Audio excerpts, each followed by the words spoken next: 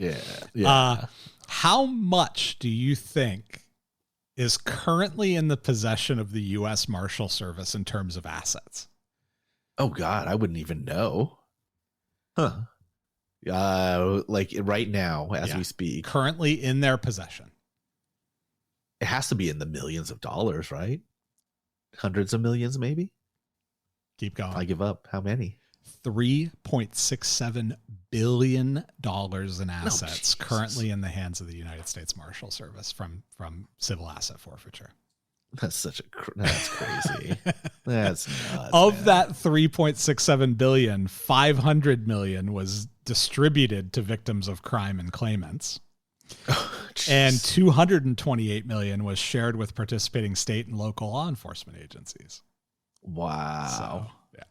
I remember looking up like civil asset forfeiture here in Las Vegas, because Las Vegas Metro, they'll do that, right? And I think the number was like under $1,000 is what they seize. Oh, really? Like when they arrest somebody or like for like drug crime or whatever. So it's I don't know what it is like. I don't think it's always mansions or anything, or mostly mansions. I think it's just like these it's like $300 in cash or $24 in singles, right? Because that's what they managed to get together to buy their next score. Yeah, exactly. So I don't know how that transfers to the Marshal Service. I would imagine it's very similar. It's actually not. So the number of assets that they have on hand is 26,734. So if you do the math on that, if it's 3.67 billion. So you're talking about big scores then. Yeah, you're talking about some seriously valuable stuff. Yeah. Yep. Well, I guess that's the difference between, say, the Marshals and the locals. Exactly.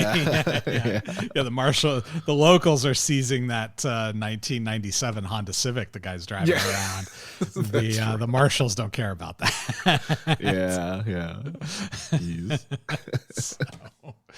So they call in 50 out of towners, and we get the clip of Rachel sort of making the decision to look the other way on Ava running and Raylan bringing her back. She makes that decision to take the path that Art would take instead of the appropriate path, or the correct path, I guess would be the way to say that. By the book path. By the book path, yeah. She decides not to take that. And look, Ava, Ava's doing a good job right now. So we'll see if that holds up. Yep. But Choo-Choo, R.I.P. to Choo-Choo in this episode. He dies in the car on the tracks. So he's driving his car and it stalls out on the train tracks, and there's a train coming. And so, defying your expectation, you expect the train to just take out his little Pinto, whatever he's driving. And the train stops just short of hitting him, but he's already dead by the time it gets there anyway. So it's quite the little, play with your head moment from the writers. I like that. Yeah, I like that a lot, just because it's. You've seen videos of these people? Like, I think. Speaking of the cops, remember that? That video of the police officer stopped and stuck a perp in the backseat of her cruiser, and it was a female. I'm pretty sure. Ran away with the woman in her car when the train came. On the train when the train came. Yep. Jeez. She is no longer a police officer. Oh God. Well, I guess there is some justice in the world, I suppose. Yeah. Jeez. I believe she was also found guilty of a crime. I think she got 10 years for that. Oh, really? Yeah. Wow. I think she got 10 years. I think that's what I remember reading. I may be confusing it with a different case, but I'm pretty sure she got 10 years. And there's probably going to be a giant civil settlement. But the problem with the civil settlements is those come out of taxpayer dollars, right? It's not like that cop loses not like she loses her pension or whatever. It's coming out of taxpayer dollars. So problematic. Anyway, but hilariously, the train stopped short of hitting him. I looked up some information on trains because I was like, I've always heard the thing. It takes a train like 3 miles to stop and all that, right? I wanted to know how accurate that was. It actually is pretty accurate. So a train traveling at 55 miles an hour, a freight train traveling at 55 miles an hour, that's about 1.25 miles or 1.5 miles in length, is going to take about 1 mile to 1.5 miles to stop. So it's basically at 55, however long the train is, that's basically how long it takes it to stop. Yeah. The speed limit is for freight trains is 70 miles per hour with advanced tech and 49 miles an hour without. But either way, there's no way that train stops before hitting Choo-Choo unless it was already stopping before it got there. Well, it didn't seem like it was going very fast anyway, right? Right. It could have been just getting up to speed maybe or something. There were 2 engineers in the engineering compartment, which is unusual also, I think. Yeah. So yeah, who knows? Who knows? But I think it's a little exaggerated, a little unrealistic that train stopped, but I do love it from a writing perspective. Yeah. Very good way to play with your expectations, right? You're expecting the irony of Choo-Choo being killed by a train, and instead he just dies a violent death from gunshot wounds. Which is kind of appropriate, actually, if you think about it. Exactly, it is. So, all right. Let's see. Do I have anything else in my list here? I do not. Oh, Chooch is apparently short for Choo-Choo. I never would have. He calls him Chooch a couple times in this episode, and I thought that was interesting. But okay. Walker calls him Chooch. So. God, every time you say Walker, I think in my mind it goes Walker, Texas Ranger. Like afterwards, is that such a random thing? You know what I'm talking about? Like I do. Yeah. Yeah. Of course I do. Chuck Norris. Chuck Norris. Yeah. And hey, hang on. Let me check. Also remade. Was it really? Yeah. Yeah. That's awesome.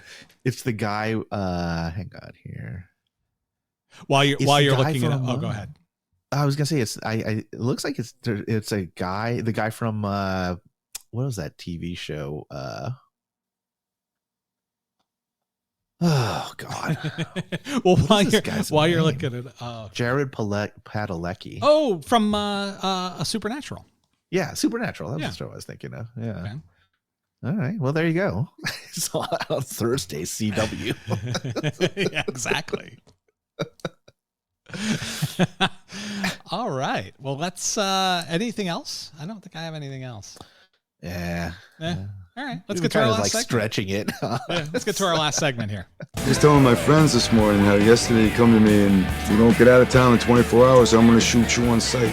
Fire now! Are you going to shoot him if you catch him? I'll kill 4 of you before you even clear your weapons, and I'll take my chances with the other 2. If you get the chance, shoot him in the nuts. I don't pull my sidearm unless I'm going to shoot to kill.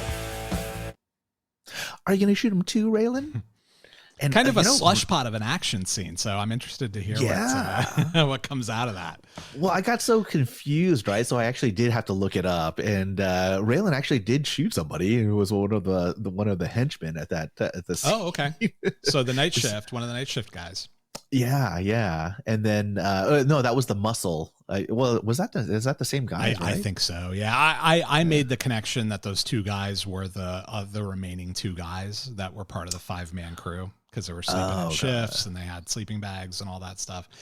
That was the sort of that was the connection that I made. It might not be the case, but I think it is because he doesn't have any of those mercs after this. So. Oh, that's right. Yeah. Oh, yeah. Because gotcha. Okay. So Raylan did shoot somebody, and that's the first time. I think that's the first time this whole season. Mm-hmm. Is that right? It is. Yeah, it is. I think so. Yeah. I think it might be the first time he fired his weapon the whole season. Actually.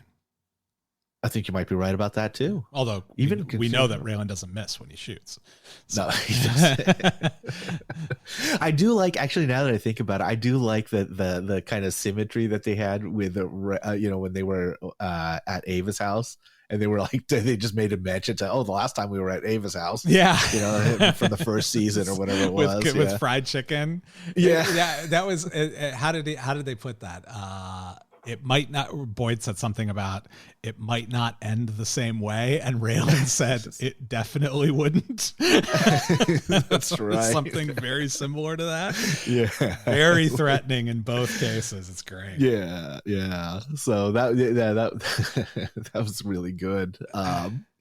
Let's see what else do I have here, and then Tim actually has a body on him now too. Okay, because he shot the other henchman who I think he fell down the hill because they were walking up a hill and he fell down by the car, I guess. Okay. And who got Choo-Choo? I mean, I think both of them did, right? Yeah. I think they both like try because Tim got him through the window of the car or whatever. Yeah. Boy, you know how I don't know exactly how you would feel if you were like shooting this guy. The guy does not go down. Terrified. I think would be the word I would use. I know I'm watching this guy just take bullets and he's fine. It's like, maybe I should have called in an airstrike. Can we get a helicopter in here, please? A gunship, preferably. Yeah. God, yeah. I think I sent you that video. Do you ever you saw that video where I sent to you? It was like a real life, like a sheriff or somebody who was like trying to shoot this guy, and the guy would not go down in real life. Oh yeah, you remember that? Yeah, I do. Oh my God. Yeah, that's like, if they're energized on PCP or whatever, or just not feeling any pain, you never know. And adrenaline, you never know what adrenaline can do. And Oof. Anyway, I think those were the 4 people, four bodies this episode. So and Walker took a bullet, but he's not dead. He's not dead. He's on the run. He's a fugitive. So. Yep. All right. Well, that'll about do it for this episode then. Like I said earlier, don't forget to check us out on social media at Groundless Pod and at Groundless Podcast. Subscribe, rate, and review. And don't forget to tell a friend or family member about the show to check it out. And we'll be back here in 2 weeks on Monday to bring you episode 7. And we'll see you then. Thanks for listening.